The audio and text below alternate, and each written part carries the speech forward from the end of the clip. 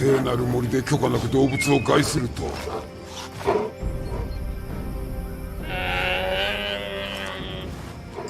ナバエラント。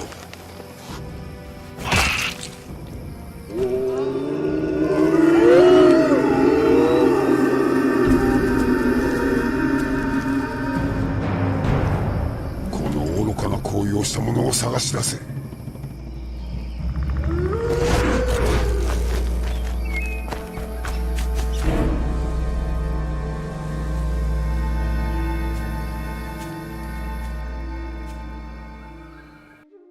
Hello everyone, and welcome to the first in a series of videos where we will take a closer look at the lore behind the playable races of Bless Online.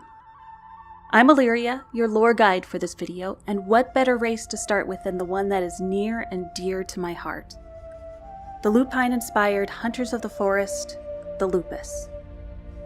But before we get started, I wanted to give you a slight spoiler warning for the first 5 levels of the Lupus starting zone. Not everything we're going to talk about today will be a spoiler, but there are some discoveries that are made in the first few quests that give us insight into the Lupus culture and their history.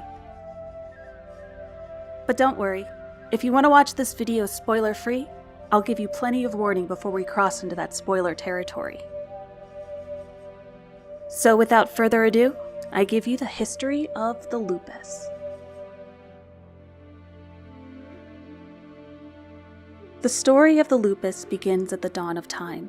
They are a creation of the old gods, making them one of the oldest races on the planet, along with the Pantera, Siren, Lizardmen, and Sahagin. Because of the nature of their creation, they possess human, elven, and lupine characteristics, and can shapeshift into a direwolf form that ignores all the laws of the material world. But being the descendants of such a chaotic time does have its disadvantages.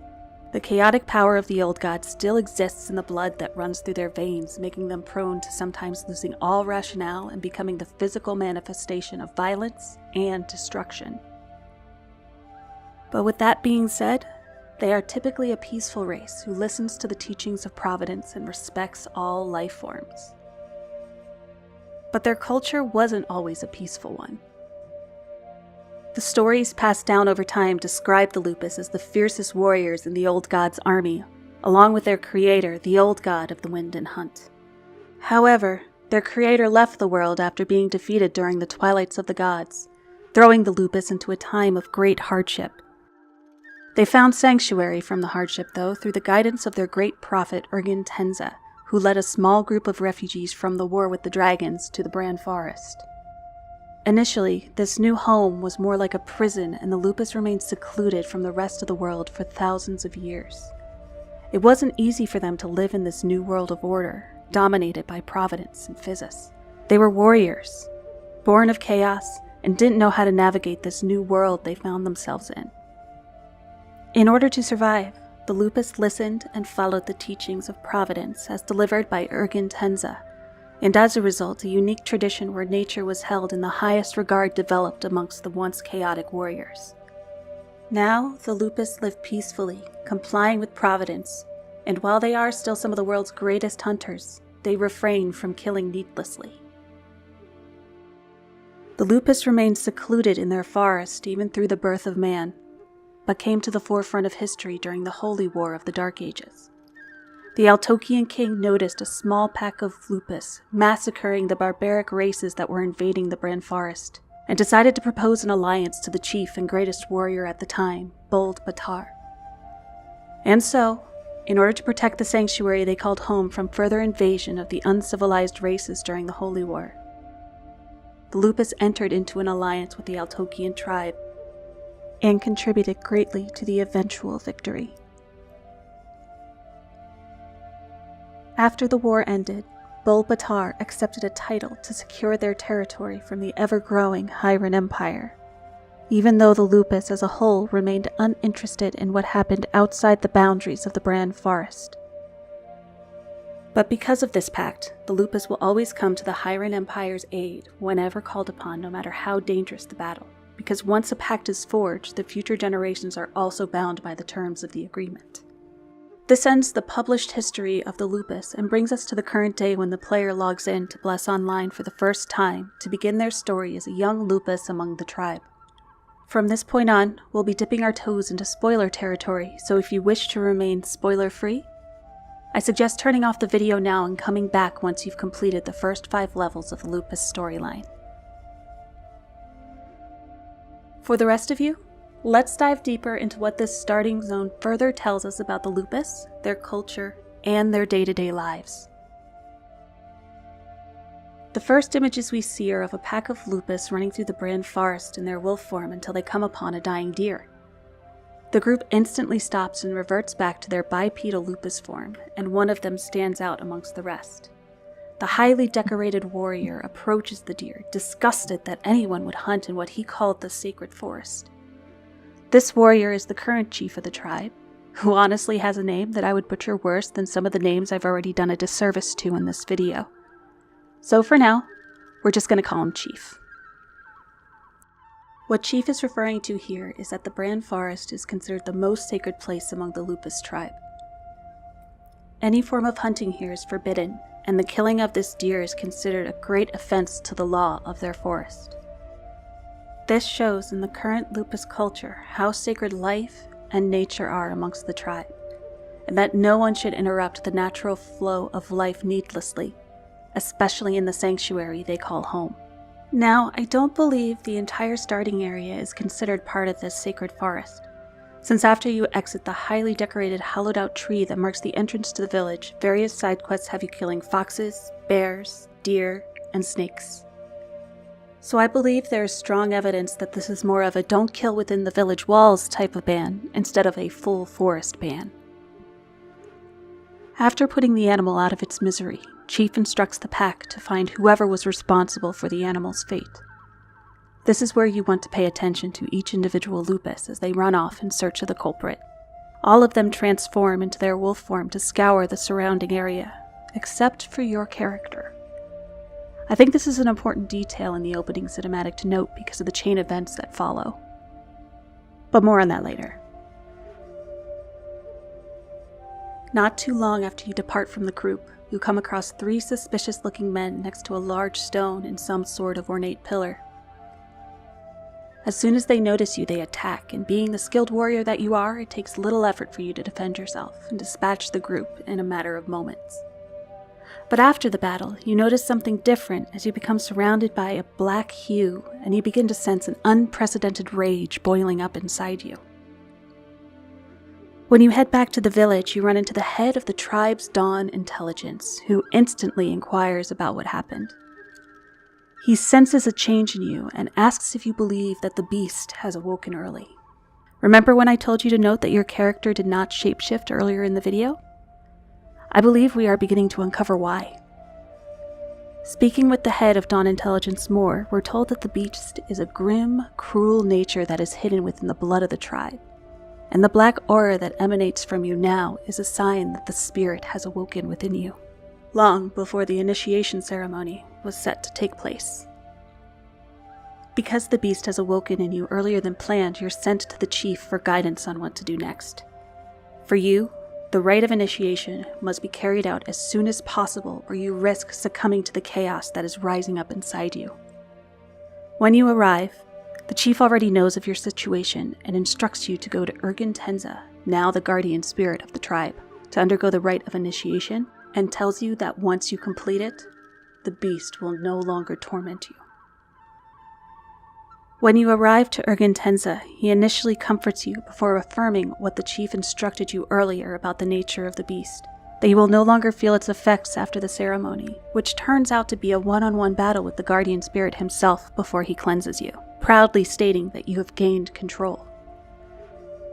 Before moving on, I'd like to talk more about this beast.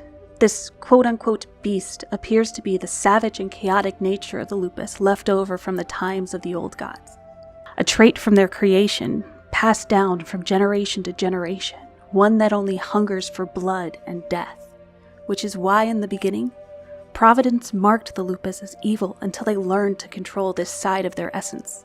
So, in their culture, young Lupus who are coming of age will go through an initiation ceremony where they will confront this nature head-on and either overcome it or succumb to it. When you return to the chief to be declared a full warrior of the tribe, you come face to face with the darker side of this initiation ceremony. The medium who sits inside the chief's tent asks you to help release the tortured souls who were unable to overcome the beast during their initiation. These Lupus have fallen completely into chaos with no hope of being brought back to the natural world of order. This means that the initiation ceremony is one of the most dangerous rites a young Lupus must go through. For succumbing to chaos means either a life of torment or death by the hands of the tribe. For the majority of the remaining starting area, you complete a few different quests that give us a bit of insight into the daily life of the Lupus tribe, as well as a few standard kill quests that one would expect from a starting zone. We learn that they practice divination, making them a shamanistic culture by nature. We also learn that the spirits of nature are commonplace around the starting village, since you visit a wood spirit just outside the border of Nahu village. The main story quest continues when you meet Matthias, the half-brother of the rightful heir to the Hyran Empire's throne. He's come to make a plea to the Lupus to help him place his brother back on the throne, but also warns you of some cult activity he's seen in the Bron Forest, and he expects that they are planning to attack Ergen Tenza directly. You bring Matthias back to the chief, and after a brief exchange, head to the Guardian Spirit's shrine to see he's already under attack. Instantly, the three of you leap into battle to help defend him, and you manage to lay low the majority of his attackers. But your efforts are in vain, as the magician of the hooded cult manages to remove the elixir of life from Ergen Tenza before vanishing from view. Without the elixir of life, the guardian spirit falls into chaos, his fur turning a dark hue and attacking aimlessly anyone who's around him. You are able to help bring him back from the chaos, but a terrible price has already been paid, and Ergen Tenza is weakened, barely able to stand, let alone fight off the chaos again. A very bad omen indeed for the Bran Forest. This is echoed by the chief before the initial battle, because he yells to the cultists that the guardian spirit commanded a great trouble would come to the forest if he ever lost the elixir of life. However, the details of this great trouble are still unknown. Could it be that this elixir has something to do with the pact that the Lupus made to guard the frenzied dragon Ventus, to make sure that he could not cause destruction on the world again?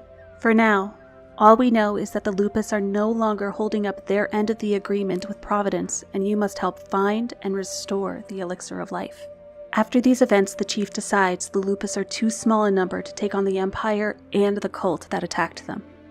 So he instructs you to follow Matthias to the capital city to help him bolster his forces and place the rightful heir on the throne.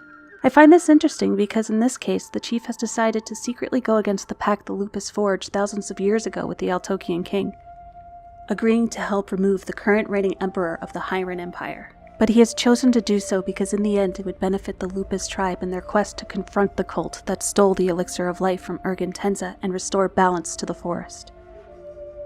It appears that in the end the Lupus value the tribe's best interest and a survival above all else, making them true survivors in their nature. And that brings us to the end of the lore that we learned from the first 5 levels of the Lupus starting zone. From this, we know that they have a peaceful culture that is deeply rooted in discipline, balance, order, and nature, despite the chaotic beginnings of their race. We know that each Lupus is born with a beast inside them, constantly rising to the surface until they're forced to confront it during a coming-of-age initiation ceremony. And if they fail to overcome the beast, that they fall into chaos, sentenced to a life of torment or death by the ones that they once called friend.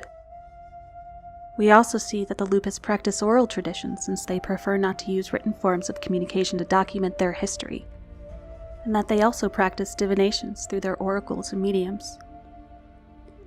If anything, we can say that the Lupus are a beautiful race with a deep history that has gone through their fair share of trials, and I, for one, look forward to seeing where they'll go in the future. For my next lore deep dive, I hope to concentrate on the Aqua Elves from the Union, so keep your eye out for that video in the future. But for now, it's been wonderful being your lore guide. I'm Illyria, and I will see you in the next video. Cheers!